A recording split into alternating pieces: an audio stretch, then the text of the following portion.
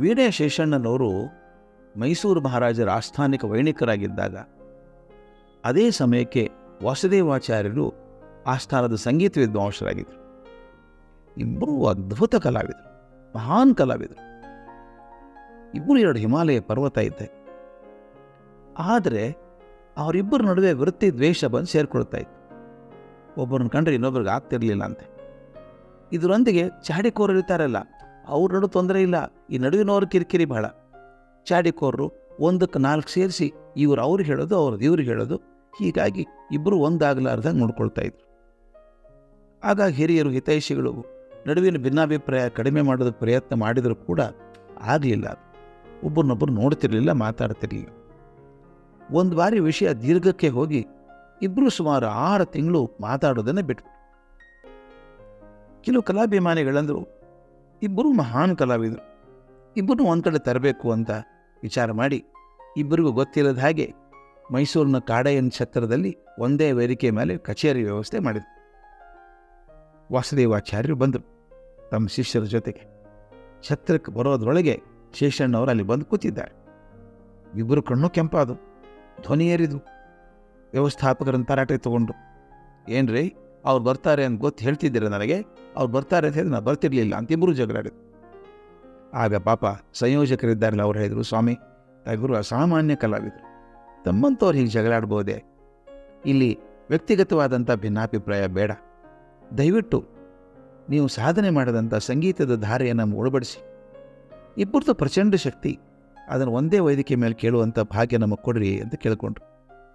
ಆಯಿತು, ಕಚೇರಿಯನ್ನು ಮೊದಲು ಮಾಡೋದು ಯಾವುದು? ಅದು ಪ್ರತಿಷ್ಠೆ ವಿಷಯ. ಶೇಷಣ್ಣವ್ರು ಮೊದಲು ನಾನೇ ಪ್ರಾರಂಭ ಮಾಡ್ತೇನೆ, ನಾನು ಕಚೇರಿ ಮುಗಿದ ತಕ್ಷಣ ಹೊರಟು ಬಿಡಬೇಕು, ಇನ್ನೊಬ್ಬರು ಕಾರ್ಯಕ್ರಮ ನೋಡೋಕ್ಕಾಗಲ್ಲ ನನಗೆ. ಆಯಿತು ಅಂತ ಶೇಷಣ್ಣವ್ರು ಕಚೇರಿ ಶುರು ಮಾಡಿದರು. ಅವ್ರ ವೀಣಾವಾದನ ಅದು ಅದ್ಭುತ. ಅದು ಎಲ್ಲರ ಹೃದಯದ ತಂತಿಗಳನ್ನು ಮೀಟಿಬಿಡ್ತು. ಮುಂದೆ ಕುಳಿತಿದ್ರಲ್ಲ ವಾಸುದೇವಾಚಾರ್ಯರು, ಹೃದಯ ಕರಗೋಯ್ತು. ಛೇ ಇಂಥ ಸರಸ್ವತಿ ಪುತ್ರನ ಜೊತೆ ದ್ವೇಷ ಮಾಡಿಕೊಂಡ ನಾನು. ಹಿರಿಯರು, ಶೇಷಣ್ಣವ್ರು ವಯಸ್ಸಲ್ಲಿ ಹಿರಿಯರು, ಅವ್ರ ಪಾದಗಳಲ್ಲಿ ಹೊರನಾಡಿ ಕ್ಷಮೆ ಕೇಳಬೇಕು ಅನ್ನಿಸ್ತು. ಆದರೂ ಅಭಿಮಾನ ಇದೆಯಲ್ಲ, ಬಿಗಿ ಹಿಡಿದು ಕೂತ್ಕೊಂಡ್ರು. ವೀಣಾವಾದನ ಮುಗಿತು. ಶೇಷಣ್ಣವರು ಆಚಾರ್ಯರ ಕಡೆ ನೋಡ್ತಾ, ಅದು ಸೊಕ್ಕಿನ ಮಾತು, ಇಂಥ ಕಚೇರಿಯ ನಂತರ ಯಾವ ವಿದ್ವಾಂಸ ಹಾಡಿ ಸಭೆ ಕಳೆತಾರೆ ತಾನು ನೋಡಿಬಿಡೋಣ, ಇವ್ರದ್ದು ವೀಣಾವಾದನ, ಅವ್ರು ಹಾಡೋದು ಅಂತ ಆಹ್ವಾನ ಕೊಡೋ ಹಾಗೆ, ಬನ್ನಿ ಯಾವ ಮಾಡ್ತಾನೆ ನೋಡೋಣ ಅಂಥೇಳಿ ಆಹ್ವಾನ ಕೊಡೋರು ಹಾಗೆ ಹಿಂದೆ ಸರಿದು ದಿಂಬಿಗೆ ಆಣಿಸ್ಕೊಂಡು ಕೂತ್ಕೊಂಡ್ರು. ಏನು ಮಾಡ್ತಾರೆ ನೋಡೋಣ ಇವರು. ವಾಸುದೇವಾಚಾರ್ಯರು ಭಗವಂತನ ಸ್ಮರಣೆ ಮಾಡಿ ಛಲದಿಂದ ಶಕ್ತಿ ಮೀರಿ ಹಾಡಿದರು.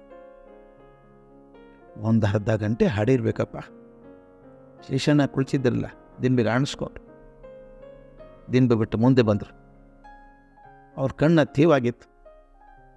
ಗಾಯನ ಮುಗಿದ ತಕ್ಷಣ ಎದ್ದು ಹೋಗಿ ಆಚಾರ್ಯನ ಅಪ್ಪಿಕೊಂಡ್ರಂತೆ. ಎಂಥ ನೀಚ ನಾನು, ಆ ಚಾಡಿಕೋರರ ಮಾತು ಕೇಳಿ ನಿಮ್ಮ ಜೊತೆಗೆ 6 ತಿಂಗಳು ಮಾತುಕತೆ ಆಡೋದು ಬಿಟ್ಬಿಟ್ನಲ್ಲ ನಾನು. ಈ ಕಚೇರಿ ಆದದ್ದು ಒಳ್ಳೇದಾಯ್ತು, ನಿಮ್ಮ ಸತ್ವ ನಾನು ತಿಳಿತು ಸ್ವಾಮಿ. ಎಷ್ಟಿದ್ರು ವಾದ್ಯನೇ, ಕಂಠನೇ. ದೇವರು ನಿಮ್ಮನ್ನು ಸದಾ ಚೆನ್ನಾಗಿಟ್ಟಿರಲಿ ಅಂತ ಕಣ್ಣೀರು ಒರೆಸ್ಕೊಂಡ್ರು. ಆಚಾರ್ಯರು ಶೇಷಣ್ಣರ ಕಾಲು ಹಿಡ್ಕೊಂಡು ಕ್ಷಮಾಪಣೆ ಕೇಳಿದರು. ಎಲ್ಲ ಸುಖಾಂತಿ ಆಯಿತು. ಶೇಷಣ್ಣವ್ರು ಹೇಳಿದರು, ಯಾವುದು ಕೋಪ, ತಾಪ, ದ್ವೇಷ, ಸಣ್ಣತನಗಳನ್ನು ಒಂದೇ ಕ್ಷಣದಲ್ಲಿ ಕರಗಿಸಿಬಿಡುತ್ತದೋ ಅದೇ ನಿಜವಾದ ಸಂಗೀತ. ಮನುಷ್ಯನ ಹೃದಯದ ಅತ್ಯಂತ ಸುಮಧುರ ಭಾವನೆಗಳ ಸಂಚಾರಕ್ಕೆ ಶ್ರೇಷ್ಠವಾದ ವಾಹನ ಆ ಸಂಗೀತ. ಸಂಗೀತ ಭಗವಂತನ ಕೃಪೆ, ಅದು ಎಲ್ಲರಿಗೂ ದಕ್ಕುವಂಥದ್ದಲ್ಲ. ದಕ್ಕಿದವರನ್ನು ಗೌರವಿಸಬೇಕು. ಆ ಗೌರವ ಕೊಟ್ಟಾಗ ಆ ಸಂಗೀತದ ಧಾರೆ ನಮ್ಮ ಕಡೆಗೆ ಹರಿದು ಬರ್ತದೆ.